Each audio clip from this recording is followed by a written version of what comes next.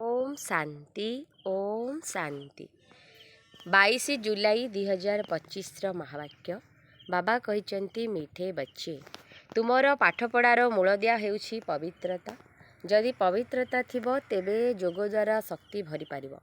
जदि जोगर शक्ति थिबो तेबे जाई बाणी शक्तिशाली हेबो। आजिर प्रश्न तुम मानकु एबे केउ प्रयत्न पूर्ण रूपरे करिबाकु हेबो। तुम मानक एबे केउ प्रयत्न पूर्ण रूपरे करिबाकु हेबो। उत्तर मुंड उपरे जेउ विकर्मर बोझ रही ताकू समाप्त करिबा पई पूरा पूरा प्रयत्न करिबाकु हेबो। बाबांकर हेबा परे जदि कोनोसी विकर्म करिल तेबे बहुत जोर रे तळकू खसी पड़िबो अर्थात दुर्गति होइजिबो। जदि संस्थार निंदा करिल बा कोनोसी प्रकार विशृंखला सृष्टि करिल तेबे बहुत पाप होइजिबो। तेणु एही पळी कर्म करी ज्ञान शुणिबारे बा शुणाइबारे कौनसी फायदा नहीं। ओम शांति। आत्मिक पिता संतान मानकु बुझाउछंती जे किपरि तुमे माने पतितरु पावन होई पावन दुनियार मालिक होई पारिबो। पावन दुनिया को स्वर्ग विष्णुपुरी अथवा लक्ष्मीनारायणक राज्य कुहा जाउछि।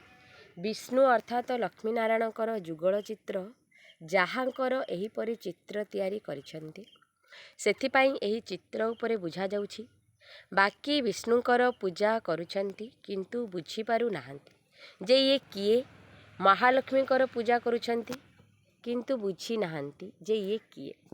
बाबा एबे तुमको भिन्न भिन्न रीति रे बुझाउछंती जाहाको भल भावरे धारण करिबा उचित। काहा बुद्धि रे रहुछि जे परमात्मा सब किछि जानिछंती। आमे जहा किछि भल अथवा खराब करुछु सी सबु किछि जानुछंती। एहाको अंधश्रद्धार भावना कुहाजिबो। भगवान एही सबु कथा को जानु नाहंती।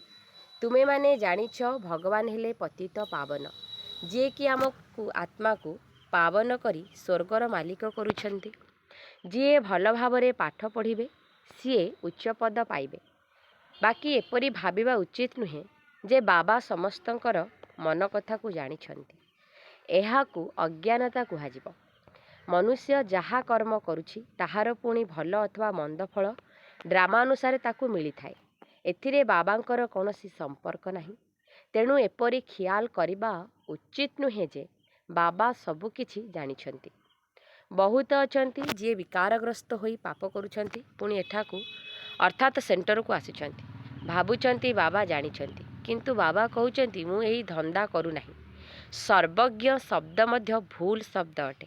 तुमे माने बाबा को डाकुछ कहुछ एठाकू आसी पतितरु पावन कर स्वर्गर मालिक कर काहेकि ना जन्म जन्मांतरर पाप मुंड उपरे बहुत अछि।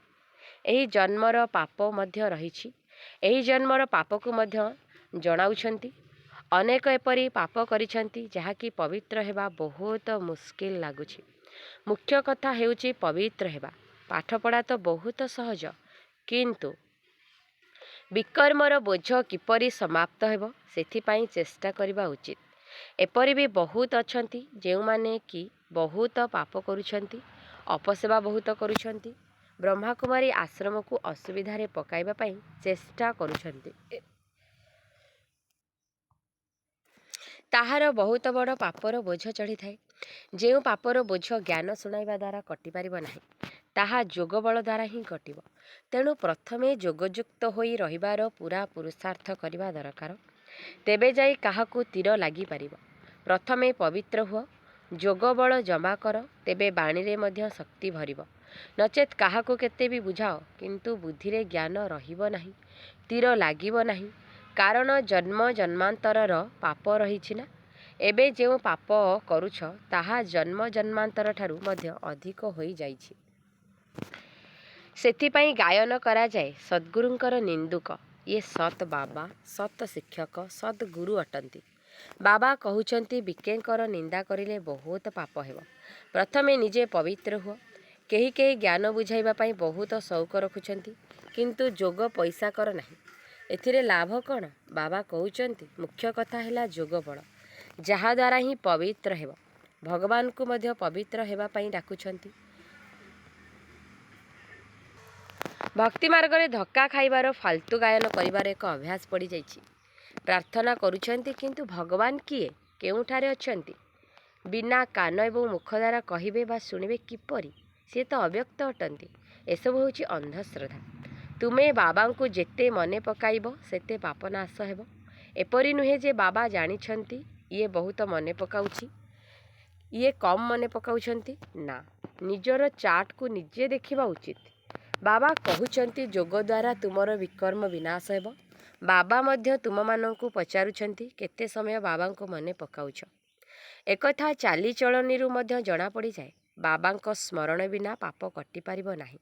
ଏପରି ନୁହେଁ ଯେ କାହାକୁ ଜ୍ଞାନ ଶୁଣାଉଛ ତାଦ୍ୱାରା ତୁମର ତଥା ତାଙ୍କର ପାପ କଟିଯିବ। ନା, ଯଦି ନିଜେ ଯୋଗ କରିବ ତେବେ ପାପ କଟିବ। ମୂଳ କଥା ହେଉଛି ପବିତ୍ର ହେବା।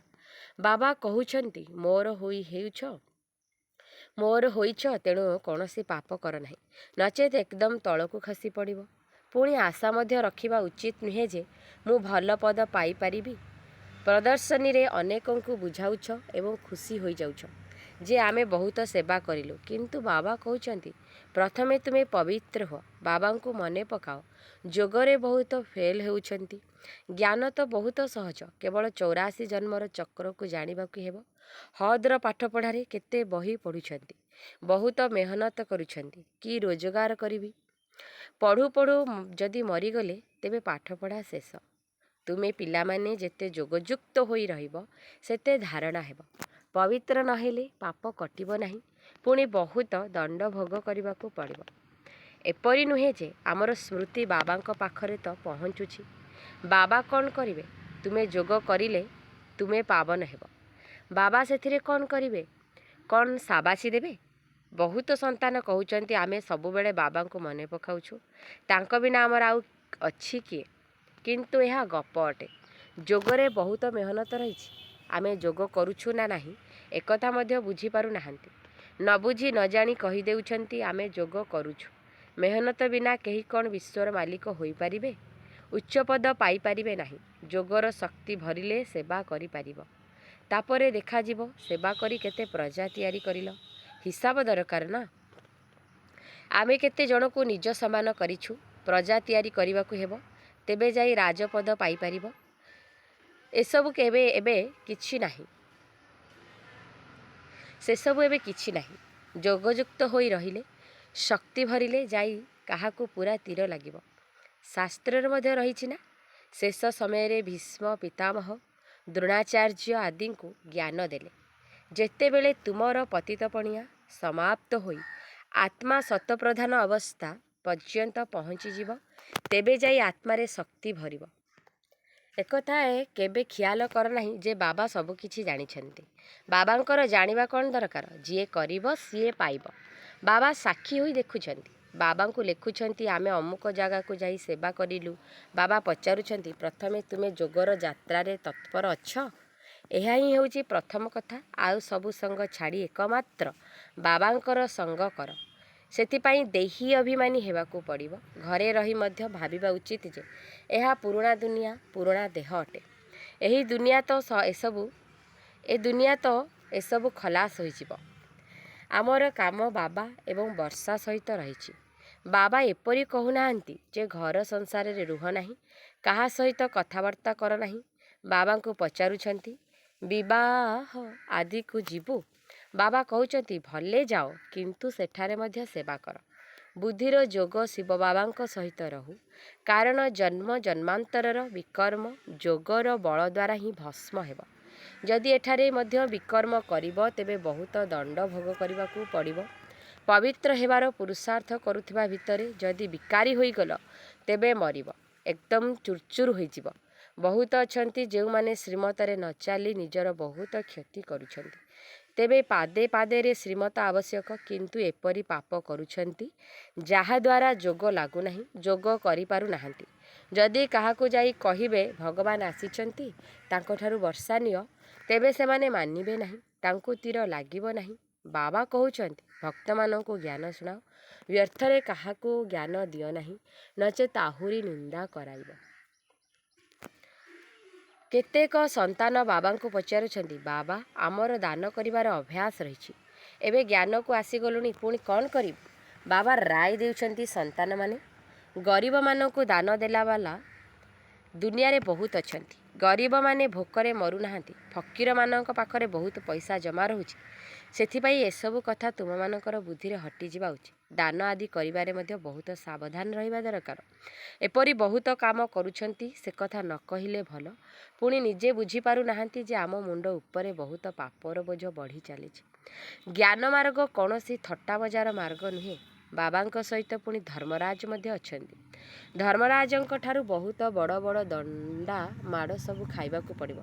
କହିଥାନ୍ତି ନା, ଶେଷ ସମୟରେ ଯେତେବେଳେ ଧର୍ମରାଜ ହିସାବ ଦେଖିବେ, ସେତେବେଳେ ଜଣାପଡ଼ିବ ଜନ୍ମ ଜନ୍ମାନ୍ତରର ପାପର ଦଣ୍ଡ ଭୋଗ କରିବାରେ କୌଣସି ସମୟ ଲାଗିବ ନାହିଁ।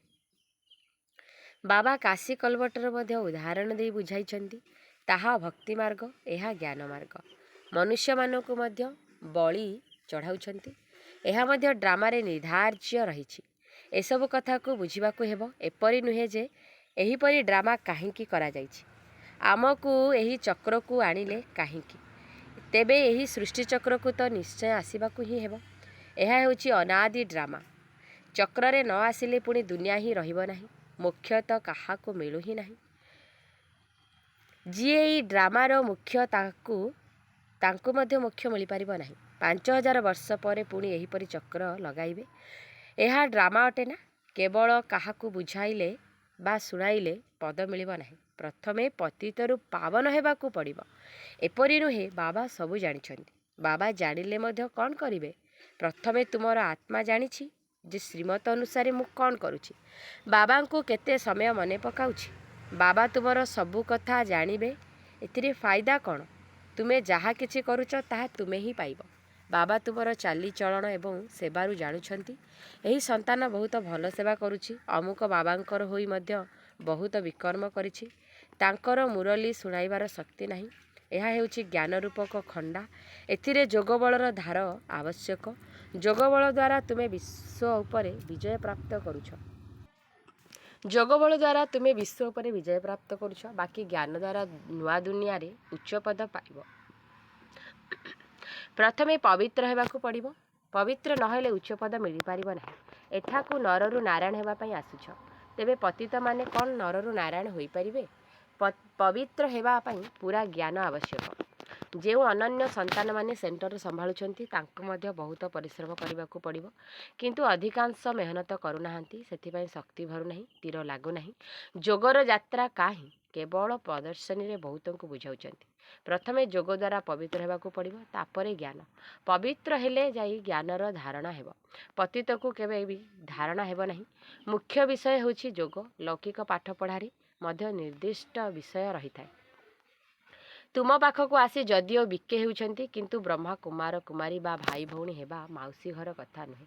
କେବଳ ନାଁକୁ ମାତ୍ର ବିକେ ହେବା ଉଚିତ ନୁହେଁ। ଦେବତା ହେବା ପାଇଁ ପ୍ରଥମେ ପବିତ୍ର ହେବାକୁ ପଡ଼ିବ।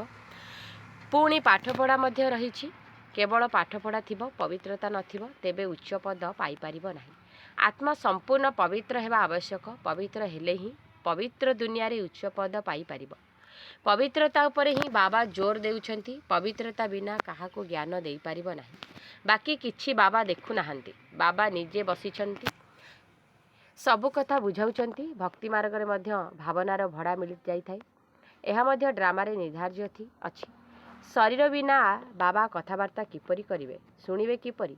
ଆତ୍ମାର ନିଜର ଶରୀର ଅଛି, ତେଣୁ ଶୁଣୁଛି, କହୁଛି। ବାବା କହୁଛନ୍ତି, ମୋର ମଧ୍ୟ ଯଦି ଅର୍ଗାନ୍ସ ଅର୍ଥାତ୍ ଶରୀର ନଥିବ, ତେବେ ମୁଁ ଶୁଣିବି ବା ଜାଣିବି କିପରି? ଭାବୁଛନ୍ତି ବାବା ଜାଣିଛନ୍ତି, ଆମେ ବିକାରୀ ହେଉଛୁ। ଯଦି ନ ଜାଣୁଛନ୍ତି ତେବେ ଭଗବାନ ବୋଲି ମାନିବୁ ନାହିଁ। ଏଭଳି ମଧ୍ୟ ବହୁତ ରହିଛନ୍ତି। ବାବା କହୁଛନ୍ତି, ମୁଁ ତୁମମାନଙ୍କୁ ପବିତ୍ରତାର ରାସ୍ତା ବତାଇବା ପାଇଁ ଆସିଛି। ବାକି ସବୁ ସାକ୍ଷୀ ହୋଇ ଦେଖୁଛି। ପିଲାମାନଙ୍କର ଚାଲିଚଳନୀରୁ ଜଣାପଡ଼ିଯାଏ ଯେ ଇଏ କୁପୁତ୍ର, ଇଏ ସୁପୁତ୍ର ଅଟନ୍ତି। ସେବାର ପ୍ରମାଣ ମଧ୍ୟ ଆବଶ୍ୟକ। ଏକଥା ମଧ୍ୟ ଜାଣିଛ, ଯିଏ କରିବ ସିଏ ପାଇବ। ଶ୍ରୀମତରେ ଚାଲିଲେ ହିଁ ଶ୍ରେଷ୍ଠ ହେବ। ଯଦି ଶ୍ରୀମତରେ ନ ଚାଲିବ, ତେବେ ନିଜେ ଖରାପ ହୋଇ ତଳକୁ ଖସିଯିବ। ଯେ କୌଣସି ବି କଥା ହେଉ, ତାହା ସ୍ପଷ୍ଟ ଭାବରେ ପଚାର। ଏଥିରେ ଅନ୍ଧଶ୍ରଦ୍ଧାର କୌଣସି କଥା ନାହିଁ। ବାବା କେବଳ ଗୋଟିଏ କଥା କହୁଛନ୍ତି, ଶକ୍ତି ନଥିଲେ ପବିତ୍ର କିପରି ହେବ? ଏହି ଜନ୍ମରେ ମଧ୍ୟ ଏପରି ପାପ କର୍ମ କରୁଛନ୍ତି, ସେ କଥା ନ କହିଲେ ଭଲ। ଏହା ହେଉଛି ପାପ ଆତ୍ମାମାନଙ୍କର ଦୁନିଆ। ସତ୍ୟଯୁଗ ହେଉଛି ପୁଣ୍ୟ ଆତ୍ମାମାନଙ୍କର ଦୁନିଆ। ବର୍ତ୍ତମାନ ସଙ୍ଗମ ଯୁଗ। ଯଦି କାହାର ବୁଦ୍ଧି କମ୍ ତେବେ ସିଏ ଧାରଣା କରିପାରିବେ ନାହିଁ, ବାବାଙ୍କୁ ସ୍ମରଣ କରିପାରିବେ ନାହିଁ। ପୁଣି ଟୁ ଲେଟ୍ ଅର୍ଥାତ୍ ଅତି ବିଳମ୍ବ ହୋଇଯିବ। ଦୁନିଆ ରୂପକ ପାଳଗଦାକୁ ନିଆଁ ଲାଗିଯିବ। ପୁଣି ଯୋଗରେ ମଧ୍ୟ ରହିପାରିବେ ନାହିଁ। ସେ ସମୟରେ ଚାରିଆଡ଼େ ହାହାକାର ଭରିଯିବ, ବହୁତ ଦୁଃଖର ପାହାଡ଼ ଖସିବ। ତେଣୁ ଏହି ଚିନ୍ତା ରହିବା ଉଚିତ ଯେ ଆମେ ନିଜର ରାଜ୍ୟ ଭାଗ୍ୟ ବାବାଙ୍କଠାରୁ ନେଇକି ରହିବୁ। ସେଥିପାଇଁ ଦେହ ଅଭିମାନକୁ ଛାଡ଼ି ସେବାରେ ଲାଗିଯିବା ଉଚିତ। ସମସ୍ତଙ୍କର କଲ୍ୟାଣକାରୀ ହେବାକୁ ପଡ଼ିବ। ଧନ ବ୍ୟର୍ଥରେ ଖର୍ଚ୍ଚ କରିବା ଉଚିତ ନୁହେଁ। ଯିଏ ଯୋଗ୍ୟ ପାତ୍ର ନୁହେଁ ସେଭଳି ପତିତମାନଙ୍କୁ କେବେ ଦାନ ଦେବା ଉଚିତ ନୁହେଁ। ନଚେତ୍ ଦାନୀ ଉପରେ ମଧ୍ୟ ପାପ ଲାଗିଥାଏ।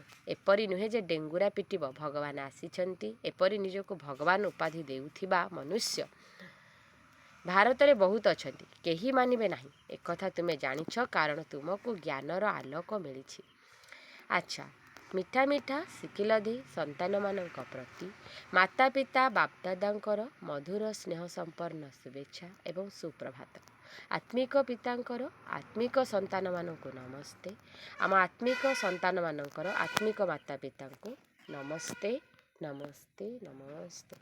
ଧାରଣା ପାଇଁ ମୁଖ୍ୟ ସାରାଂଶ। ପଏଣ୍ଟ ନମ୍ବର 1, ପାଠ ପଢ଼ିବା ସହିତ ପବିତ୍ର ନିଶ୍ଚୟ ହେବାକୁ ପଡ଼ିବ। ସେହିଭଳି ଯୋଗ୍ୟ ଅଥବା ସୁପୁତ୍ର ହୋଇ ସେବାର ପ୍ରମାଣ ଦେବାକୁ ହେବ।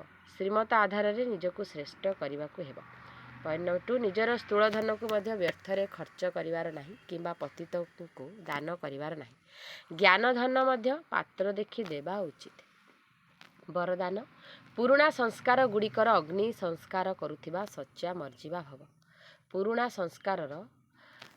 ସଂସ୍କାର ଗୁଡ଼ିକର ଅଗ୍ନି ସଂସ୍କାର କରୁଥିବା ସଚ୍ଚା ମର୍ଜିବା ଭବ। ଯେବେ ମରିଯିବା ପରେ ସ୍ଥୂଳ ଶରୀରର ସଂସ୍କାର କରିଥାନ୍ତି, ଯାହାଦ୍ୱାରା ବ୍ୟକ୍ତିର ନାମ ରୂପ ସମାପ୍ତ ହୋଇଯାଏ। ସେହିପରି ତୁମ ପିଲାମାନେ ମଧ୍ୟ ଯେତେବେଳେ ମରିଯିବା ଅର୍ଥାତ୍ ବଞ୍ଚି ଥାଉ ଥାଉ ପୁରୁଣା ଦୁନିଆରୁ ମରୁଛ, ତେବେ ଯଦିଓ ତୁମର ସେହି ପୁରୁଣା ଶରୀର ମଧ୍ୟ ରହୁଛି, କିନ୍ତୁ ତୁମେମାନେ ନିଜର ପୁରୁଣା ସ୍ୱଭାବ ସଂସ୍କାରର ଏବଂ ପୁରୁଣା ସ୍ମୃତିର ଅଗ୍ନି ସଂସ୍କାର କରିଦେଉଛ। ଯଦି ଅଗ୍ନି ସଂସ୍କାର ହେଉଥିବା ମନୁଷ୍ୟ ପୁନର୍ବାର ସମ୍ମୁଖକୁ ଆସେ ତେବେ ତାକୁ ଭୂତ କୁହାଯାଏ। ସେହିଭଳି ଏଠାରେ ମଧ୍ୟ ଯଦି କୌଣସି ଅଗ୍ନି ସଂସ୍କାର ହୋଇ ସାରିଥିବା ପୁରୁଣା ସଂସ୍କାର ଜାଗ୍ରତ ହୋଇଯାଉଛି, ତେବେ ଏହା ମଧ୍ୟ ମାୟାର ଭୂତ ଅଟେ। ତେଣୁ ଏହି ଭୂତଗୁଡ଼ିକୁ ଘଉଡ଼ାଇ ଦିଅ, ସେଗୁଡ଼ିକର ବର୍ଣ୍ଣନା ମଧ୍ୟ କର ନାହିଁ। ସ୍ଲୋଗାନ। କର୍ମଭୋଗର ବର୍ଣ୍ଣନା କରିବା ପରିବର୍ତ୍ତେ କର୍ମଯୋଗ ସ୍ଥିତିର ବର୍ଣ୍ଣନା କରିଚାଲ। କର୍ମଭୋଗର ବର୍ଣ୍ଣନା କରିବା ପରିବର୍ତ୍ତେ କର୍ମଯୋଗ ସ୍ଥିତିର ବର୍ଣ୍ଣନା କରିଚାଲ। ଅବ୍ୟକ୍ତ ଇଶାରା। ସଂକଳ୍ପ ଶକ୍ତିକୁ ଜମା କରି ଶ୍ରେଷ୍ଠ ସେବାର ନିମିତ୍ତ ହୁଅ। ଯେପରି ରାଜା ନିଜେ କୌଣସି କାର୍ଯ୍ୟ କରେ ନାହିଁ, ଅନ୍ୟମାନଙ୍କ ଦ୍ୱାରା କରାଇଥାଏ, କାରଣ କାର୍ଯ୍ୟ କରିବା ବାଲା ରାଜକର୍ମଚାରୀ ଅଲଗା ଥାଆନ୍ତି। ଯଦି ରାଜକର୍ମଚାରୀମାନେ ଠିକ୍ ନଥାନ୍ତି ତେବେ ରାଜ୍ୟ ଟଳମଳ ହୋଇଥାଏ। ସେହିପରି ଆତ୍ମା ମଧ୍ୟ ନିର୍ଦ୍ଦେଶକର୍ତ୍ତା ଅଟେ। ଏହି ବିଶେଷ ତ୍ରିମୂର୍ତ୍ତି ଶକ୍ତିଗୁଡ଼ିକ ଯଥା ମନ, ବୁଦ୍ଧି, ସଂସ୍କାର ତାହାର କର୍ମକର୍ତ୍ତା ଅଟନ୍ତି। ତେଣୁ ପ୍ରଥମେ ଏମାନଙ୍କ ଉପରେ ଶାସନ କରିବାର ଶକ୍ତି ରହିବା ଦରକାର, ଯାହାଦ୍ୱାରା ଏହି ସାକାର କର୍ମେନ୍ଦ୍ରିୟ ଗୁଡ଼ିକ ଆପେ ଆପେ ଠିକ୍ ରାସ୍ତାରେ ପରିଚାଳିତ ହେବେ। ଆଚ୍ଛା, ଓମ୍ ଶାନ୍ତି, ଓମ୍ ଶାନ୍ତି।